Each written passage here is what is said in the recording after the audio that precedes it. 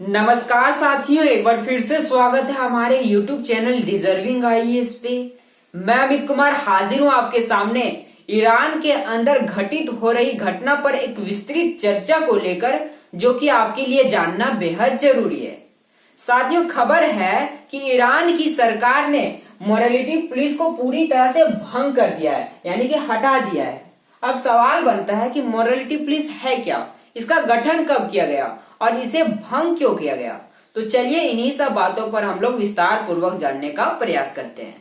साथियों, जैसा कि मैंने बताया कि ईरान की सरकार ने मोरालिटी पुलिस को पूरी तरह से भंग कर दिया है, यानी कि हटा दिया है। तो आखिर मोरालिटी पुलिस है क्या? तो मोरालिटी पुलिस यानी कि मोरालिटी का मतलब होता है नैतिकता, तो हम लोग कह सकते हैं कि नैतिकता पुलिस ये है क्या ये नैतिक आधारों पर काम करती है? तो बिल्कुल नहीं, ये नैतिक आधारों पर बिल्कुल भी काम नहीं करती है।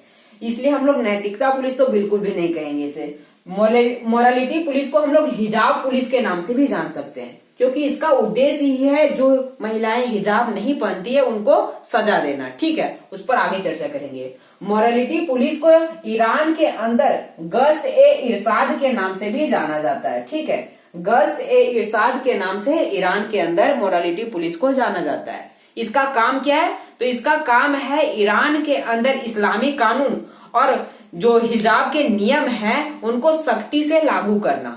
अर्थात मैं साफ शब्दों में आपको बताऊं तो ये इस पुलिस का काम है ये सुनिश्चित करना कि महिलाएं सही ढंग से कपड़े पहनी है नहीं, कहीं वो टाइट जींस तो नहीं पहनी, कहीं वो फटी हुई जींस तो नहीं पहनी, कहीं वो हिजाब नहीं पहनी, और अगर हिजाब पहनी है तो हिजाब पहनने का तरीका क्या है, या ढीला ढूला हिजाब तो नहीं पहनी जिसके कारण उनके बाल दिख रहे हैं। ये सुनिश्चित करना इसका काम होता है। ये हमेशा सड़कों पर पेट्रोलिंग करते घूमती रहती है, आप ऐसे समझ सकते हैं। ठीक है, अब नेक्स्ट सवाल बनता है, क्या मोरालिटी पुलिस बस ईरान के अंदर ही है या किसी और देश में?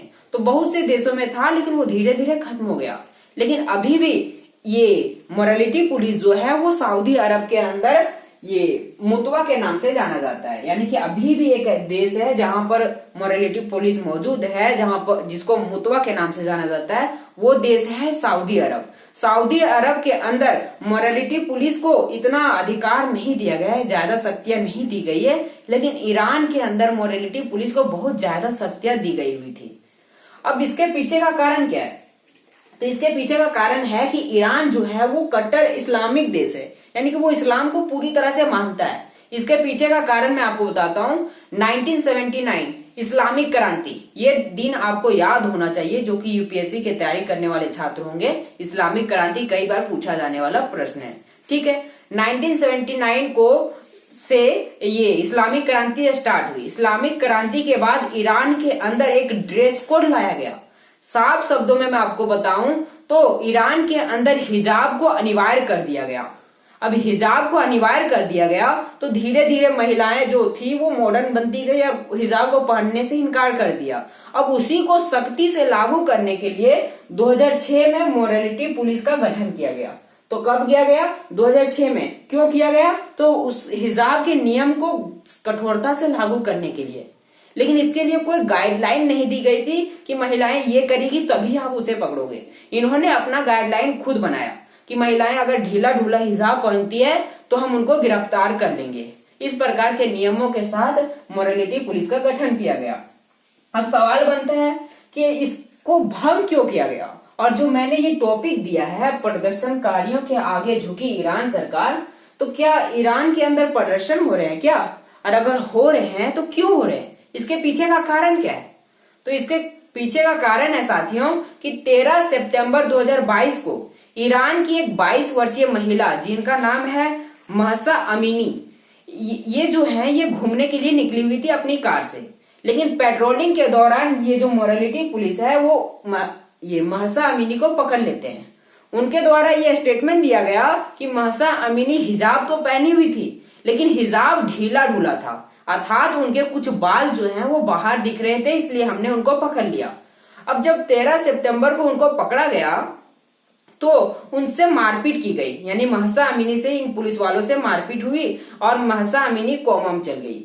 2 दिनों के बाद उनकी मृत्यु हो जाती है, अर्थात तीसरे दिन उनकी मृत्यु हो जाती है। तो 13 को गिरफ्तार होती है और 16 को उनकी मृत्यु हो जाती है।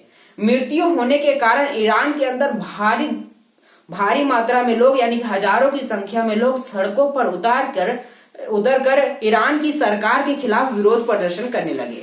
उनका विरोध प्रदर्शन का तरीका था कि वो अपनी बाल काट रहे थे और कुछ तो समझिए कि हिजाब को पहनना ही छोड़ दिए, कुछ टाइट जीन्स पहन रहे थे, कुछ फटे हुए जीन्स पहन रहे थे। यानी कि उनको जो समझ में आ रहा था कि हिजाब को ये मोरालिटी पुलिस को भंग करने के लिए वो सारी हरकतें कर रही थी। अब इसे ईरान की सरकार ने कठोरता से दमन भी किया, जिसके कारण लगभग 480 लोगों की जान चली गई और 18,000 लोगों को गिरफ्तार कर लिया गया। ईरान की जो मीडिया है वो बताती है कि मात्र 200 लोगों की ही जान गई है, लेकिन वेस्टर्न मीडिया का कहना है कि 480 लोगों की जान गई है। तो ये अपना खुद का तो छिपाएंगे ही, क्योंकि ईरान की सरकार से वो भयभीत तो होंगे। ठीक है, तो ईरान की सरकार भी उसे कठोरता से उस प्रदर्शन का दमन कर रही थी, लेकिन प्रदर्शन उससे और भी ज्यादा उग्र हो रही थी। उग्र होने के कारण ये जो ईरान सरकार है वो प्रदर्शनकारियों के आगे झुक गई और मोरालिटी पुलिस को भंग कर दिया। अब क्या सवाल बनता है, क्या महिलाओं की यहाँ पर पूरी तरह से जीत हो गई? तो बिल्कुल भी नहीं। हम कह सकते हैं कि महिलाओं की मात्र 10% जीत ही हुई है, क्योंकि बस मोरालिटी पुलिस को बंद कर दिया है। लेकिन ईरान के अंदर हिजाब को अभी भी कंपलसरी किया गया है, यानी कि अनिवार्य किया गया है। जब तक उसको हटाया नहीं जाता है तब तक महिलाएं वहां पर सुरक्षित नहीं है। इसलिए वहां पर लगभग आप कह सकते हैं कि साल में 15,000 महिलाएं देश छोड़कर निकल जाती है, और कह सकते हैं कि उनको निकलने भी नहीं दिया जाता, क्योंकि और भी अधिक मात्रा में महिलाएं वहां से देश छोड़ना चाहती है। तो इसके पीछे का कारण क्या है? क्योंकि वहां पर हिजाब कंपलसरी है, और कंपलसरी के कारण क्या हुआ, मोरालिटी पुलिस को ईरान की सरकार ने उन प्रदर्शनकारियों के दबाव में आकर इनको भंग करना पड़ा।